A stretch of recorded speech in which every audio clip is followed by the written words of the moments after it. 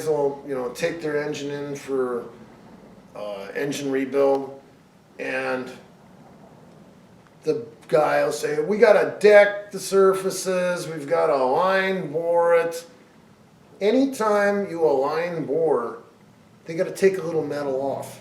And usually they shave the main caps, a little, like 2/1000ths. And then they run this machine through here, and they're going to be going through your main journals after they're torqued down. They want to take off material off the cap, but some comes off of the block. And what happens, the crank gets closer to the cam, and then you get baggy.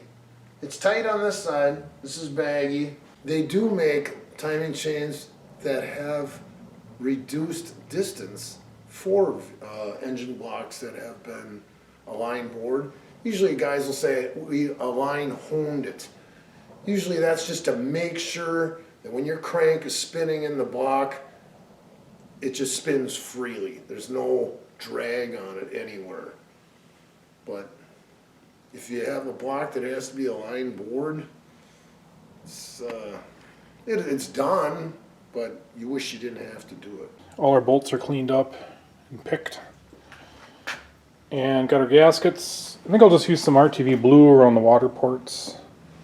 And then the rest will be RTV black. We'll start with putting this timing chain cover on, and then we'll put the water pump on top of that. That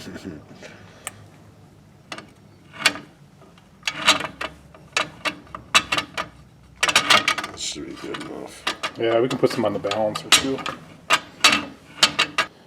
That stuff's on there, so we're gonna put the oil pump on and then the pan.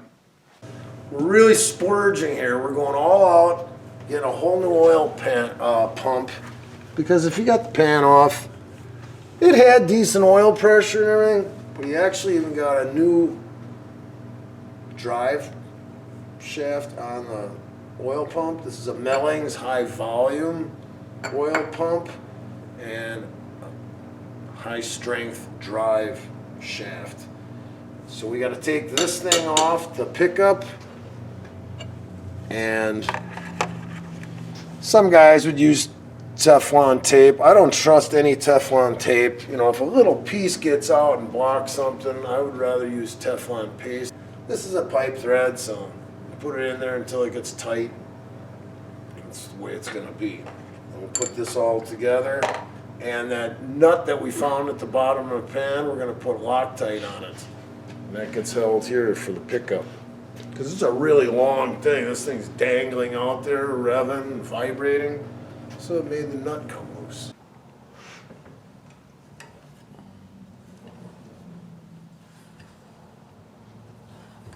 Well, I had pipe sealant, so we put that on the threads.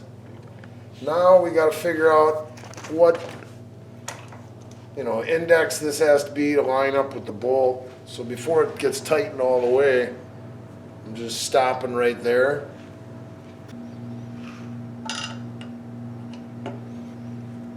That's pretty good right That's there. good. Now you can put the bolts in. Little spray gasket on this thing.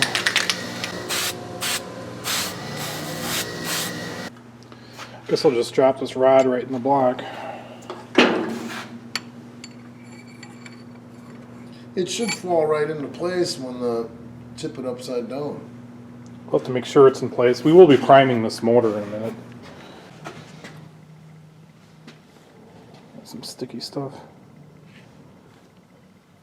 There's some guys that were on the forum that said, I never use that gasket. If it blows out, then you're going to lose oil pressure. I don't think the thing should ever be blown out. That would mean your bolts are coming loose.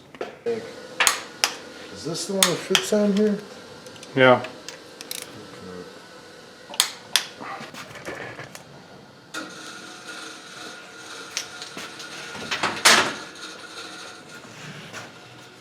All right, squared it up. Oh, you got it under attention. It looks pretty square. We'll drop the pan on it and see if it binds. This is where a lot of times gaskets don't get squeezed the same. Is it rocking on I it? think I'm rocking on it.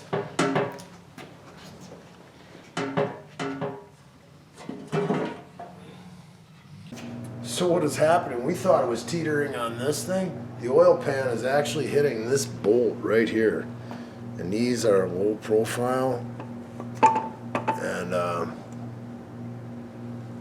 we're gonna just try changing this bolt and see if anything changes. We'll take it off first, just see if it teeters. So now you can notice the pan is totally flush. When we wiggled it around, we got witness marks inside. And you'll see that we took off these two bolts. There and there. We'll put the low profile bolts on here. Plus we're gonna dinger the oil pan so it doesn't hit it. We ended up using all the low profile bolts. I hit it with the torque wrench then. Rubbed it pretty good that time, and you can see right there, we need to beat that out some. So as you'll see, we had to take one ball peen hammer and we took another ball peen hammer and hit it, and you're not supposed to ever do that, but I do it all the time because you can see we used magic marker and you can see where it was rubbing. We thought it was this thing at first, and we had adjusted that and it kept teeter-tottering, and then you could see that the holes weren't even, you know, it was this dent. This is the way it was before. Now we can go like that. So anytime you deviate from stock, he gets a high volume oil pump. You'd think they would have made it compensating from the original housing. And if they're going to make longer gears to get more volume, you'd think they would have dropped this down a bit. They didn't. It went higher. So when that pump, which is taller, came into contact with this curved radius here, we had to dinger it out to clearance. And if you would have put the bolts in here and tightened it down, it would have gotten it tight. But you would have had metal on metal contact here. And after years of running and vibrating, that pump would have worn through this thin sheet metal, and all of a sudden you got this oil leak underneath your truck. And then what do you do? So we got to give it enough clearance where there won't be any metal to metal contact.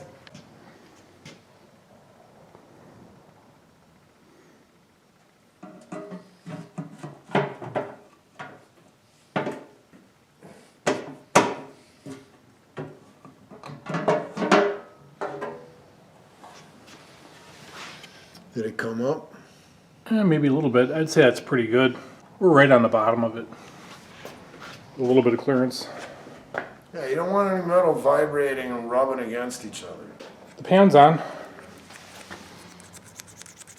Just cleaning this area up. We're going to put the harmonic balancer or harmonic dampener, whatever you want to call it, back on it. But we're going to paint the back side of it and paint back there because then you can't get in there anymore. You'll see where this was wearing just on rubber.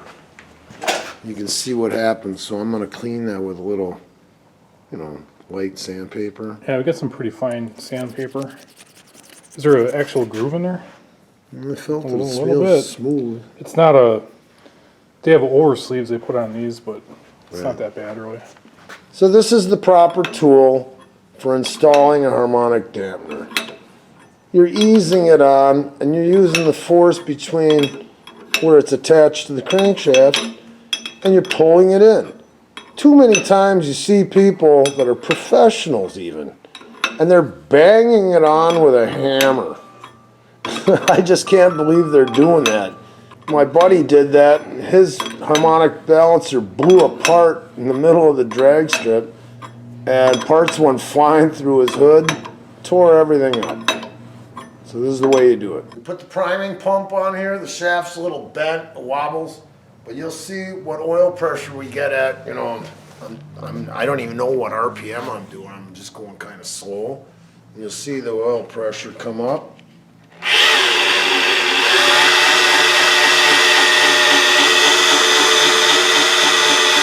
Faster.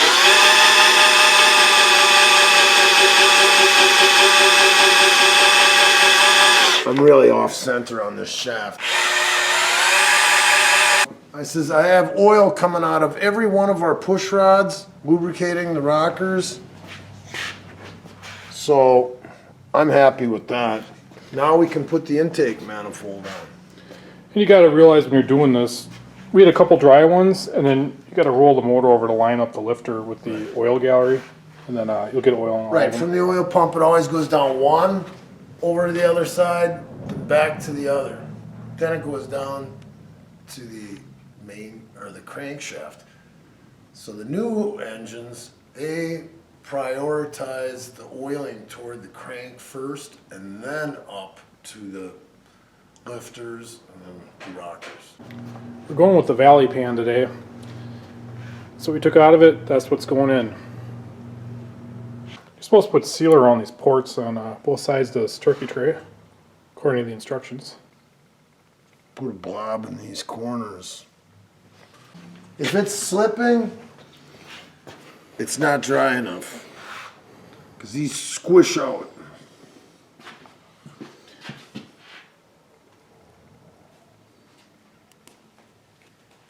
My brother did that. Leaning over the fender, putting an intake manifold on, and he's tightening everything up and fires it up, and oil on a Chevy, you know, it's in the back. Oil's gushing out the back, and this thing just squished out when he tightened it up. Here's our sealant on the top side of this. So we're going to try to toss this all together at once here. Ran out of metal etch primer at half a can of high temp paint. So ended up doing the sides of the block with that. See how this works out. Here's a look at her in paint. Actually looks like it's worth something now. I like the color. Ford blue.